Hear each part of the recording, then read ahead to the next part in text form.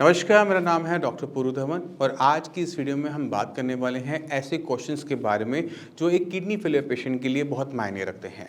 और सबसे बड़ा क्वेश्चन जो उनके माइंड में होता है कि हम अपना क्रिएटिनिन कैसे डाउन करें, इससे शुरुआत करते हैं। क्रिएटिनिन को अगर हमने डाउन करना है तो हमें क्रिएटिनिन को समझना पड़ता है कि क्रिएटिनिन हमारी बॉडी में कहाँ बन रहा है और कैसे वो हमारे शरीर से बाहर जाता है। तो क्रिएटिनिन हमारी मसल्स में बनता है, जो भी हम प्रोटीन खाते हैं, जो भी हम खाना खाते हैं, जब वो हमारे खाना हमारी मसल्स में जाता है, एनर्जी बनाता है, तब उसमें ब्रेक डाउन होता है और इस प्रोसेस के अंदर एक वेस्ट मटेरियल बनता है क्रिएटिनिन। समझने वाली ये बात है कि हर किसी की बॉडी में बनता है समान मात्रा में। एक किडनी फेलियर पेशेंट की बॉडी में भी उतनी मात्रा में बन रहा है, एक नॉर्मल इंसान की बॉडी में भी उतनी ही मात्रा में बन रहा है। मगर किडनी के काम ढंग से ना करने के कारण जो किडनी का काम है कि क्रिएटिनिन और यूरिया को बाहर निकालना, वो नहीं हो पा रहा होता। इसकी वजह से क्रिएटिनिन और यूरिया बॉडी में इकट्ठा होना शुरू होता है और ये बढ़ता हुआ क्रिएटिनिन और यूरिया लेवल्स हमें ये बताते हैं कि कुछ ना कुछ गलत हो रहा है। अब जितनी मात्रा में क्रिएटिनिन हमारे शरीर में इकट्ठा होगा, उससे हमें पता लग जाता है कि किडनी कितना अच्छा काम कर रही है या फिर आप कह सकते हो कि कितना खराब काम कर रही है। अब क्रिएटिनिन को अगर हमने कम करना है तो हमारे पास दो तरीके इसके बनते हैं।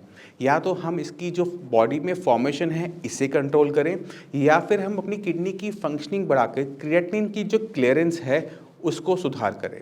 और मैं हमेशा एडवाइस करता हूँ अपने सारे पेशेंट्स को कि आपने दोनों पे ही साथ साथ काम करना होता है, क्योंकि अगर बॉडी में वेस्ट मटेरियल का बिल्डअप होता रहेगा, इकट्ठा होता रहेगा, तो वो सिम्टम पैदा करेगा, कॉम्प्लिकेशन देगा। तो हमें इसे कंट्रोल करना है अपने खाने पीने से। अब जितना भी किडनी फेलियर पेशेंट है, अगर वो प्रोटीन की मात्रा ज़्यादा खाते हैं तो ये देखा जाता है कि बॉडी के अंदर क्रिएटिनिन की फॉर्मेशन बढ़ जाती है। और जब क्रिएटिनिन की फॉर्मेशन बढ़ती है तो उसकी मात्रा हमारे ब्लड के अंदर भी बढ़नी शुरू होती है। तो अगर हम चाहते हैं कि अपने खाने पीने से कंट्रोल करना क्रिएटिनिन को, तो पेशेंट को अपनी प्रोटीन की मात्रा को कंट्रोल करना चाहिए। बॉडी में उतना ही प्रोटीन डालना चाहिए जितना बॉडी को डेली बेसिस पे रिक्वायरमेंट होती है। अगर प्रोटीन का intake fish, egg, mutton, chicken form में हम ज़्यादा करेंगे तो क्या होगा, ज़्यादा क्रिएटिनिन बनेगा और रिपोर्टों में भी नज़र आएगा। मगर इससे ज़्यादा इंपॉर्टेंट हो जाता है कि अपनी किडनी पे काम करना, क्योंकि किडनी अपने आप ख़राब नहीं हो रही, उसके पीछे रीज़न है। 80% केसेस के अंदर किडनी खराब होने का रीज़न हाई ब्लड प्रेशर या फिर शुगर होता है। अगर आप किसी भी टाइप का ट्रीटमेंट ले रहे हैं, बीपी आपका बढ़ा रहता है, शुगर आपकी बढ़ी रहती है, तो सारा का सारा ट्रीटमेंट फेल होता रहेगा, किडनी खराब होती रहेगी और क्रिएटिनिन की वैल्यूज़ बढ़ती चली जाएगी।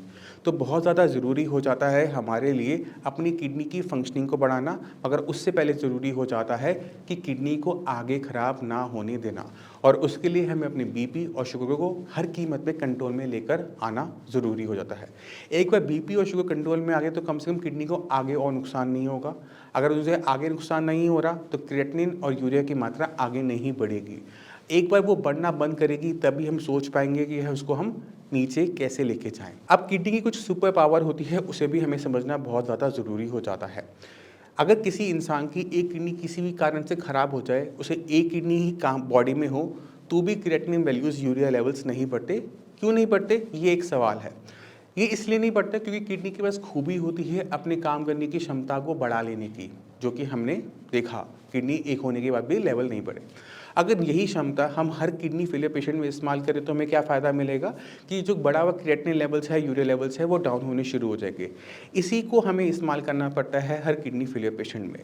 मगर उसके लिए जैसे मैंने आपको स्टेप नंबर 1 में बताया कि हमें बीमारी के कारण को पहले निकालना पड़ता है, जो कि मैक्सिमम केसेस में बीपी और शुगर होता है। ये कंट्रोल होने के बाद किडनी अपने फंक्शंस को बढ़ाने के लिए तैयार हो जाती है और एक बार वो तैयार हो गई, अपनी फंक्शनिंग को बढ़ाती है। क्रिएटिनिन और यूरिया यूरिन के आउटपुट से ज़्यादा निकलना शुरू हो जाता है और वो हमारे ब्लड लेवल्स में कम होना शुरू हो जाता है, जो कि एक बहुत अच्छी बात होती है किसी भी किडनी फेलियर पेशेंट के लिए। अब जब आपकी किडनी खराब होना बंद हो जाती है, उसमें सुधार होना शुरू होता है, क्रिएटिनिन लेवल कम होना शुरू हो जाता है, तो ये बहुत आसान और समझने वाली बात है कि डायलिसिस की जो नौबत, जो डर होता है किडनी फेलियर पेशेंट के माइंड में, वो भी ख़त्म होना शुरू हो जाता है, क्योंकि किडनी की कंडीशन अब स्टेबल होती है। क्रिएटिनिन के लेवल्स अब बढ़ने बंद हो गए। तो आप सभी को समझना है कि अगर हमें डायलिसिस को अवॉइड करना है या फिर हमें ट्रांसप्लांट को अवॉइड करना है, तो हमें अपनी किडनी का ध्यान रखना पड़ेगा। हर कीमत पे रखना पड़ेगा। उसे जो चीज़ परेशान कर रही है उसको अपनी बॉडी से बाहर करना पड़ेगा। अब एक किडनी फेलियर पेशेंट की बॉडी को ठीक से रखने के लिए और भी बहुत सारी चीज़ें की जाती हैं, जैसे है योगा। अब योगा के कुछ आसन ऐसे होते हैं जो स्पेसिफिकली बताए जाते हैं कि वो किडनी पेशेंट के लिए अच्छे हैं। वो क्यों अच्छे होते हैं? क्योंकि वो ब्लड सर्कुलेशन किडनी की तरफ अच्छा कर रहे होते हैं। बॉडी में अगर आप योगा करते हैं, बॉडी में ब्लड सर्कुलेशन बेटर होता है, ऑक्सीजन लेवल बेटर होता है, तो अंदर के टिश्यू को ऑब्वियस है अच्छा लगेगा। तो ये जो योगासन मैं आपको बताने वाला हूँ, उसको करने से किडनी फेलियर पेशेंट को आराम मिलता है। तो पहला आसन है भुजंग आसन। दूसरा आसन है पश्चिम उत्थान आसन। तीसरा आसन है अर्ध मत्स्येंद्र आसन।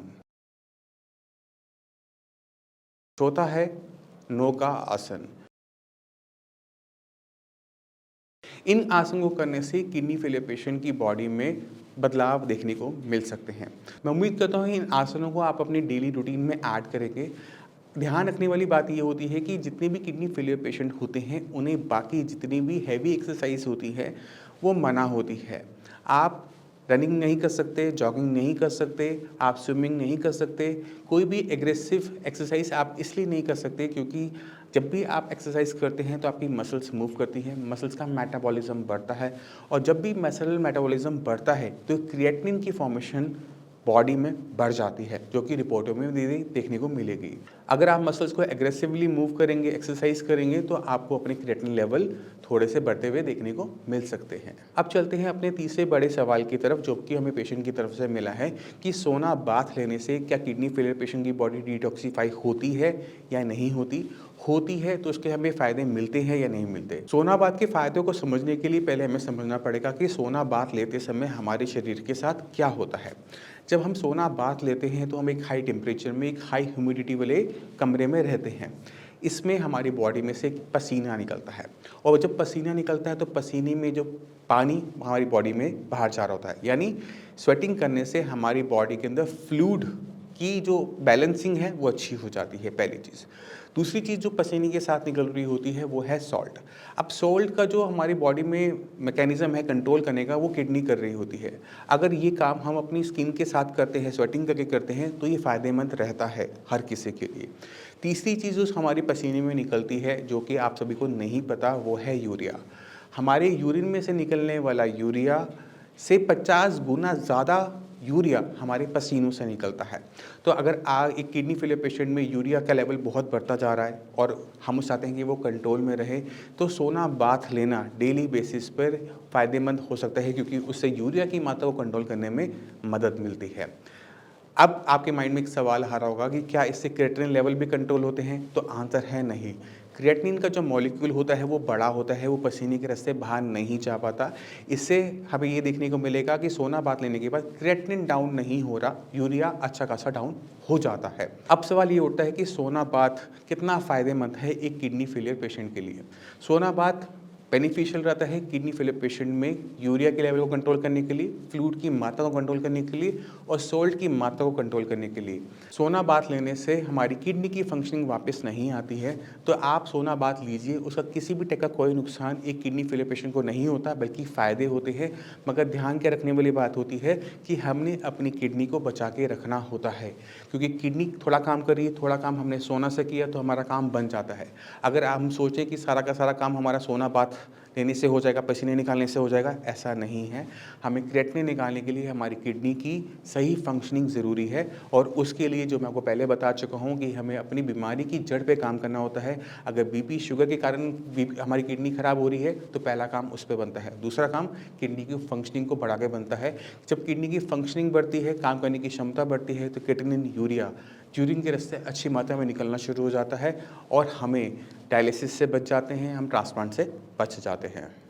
अब जो चौथा सवाल हमें मिला हुआ है वो है प्रोटीन इन यूरिन के बारे में, कि जो प्रोटीन हमारे पेशाब से निकलता है, जिसे मेडिकली प्रोटीन यूरिया कहा जाता है, उसके पीछे कारण क्या है और इसका ट्रीटमेंट क्या है। तो प्रोटीन यूरिया जो होता है सीकेडी पेशेंट में खासकर इसलिए हो रहा होता है क्योंकि किडनी के अंदर जो फिल्ट्रेशन का काम होता है वो किडनी के अंदर जो लाखों की संख्या के अंदर नेफ्रॉन्स होते हैं वहाँ हो रहा होता है।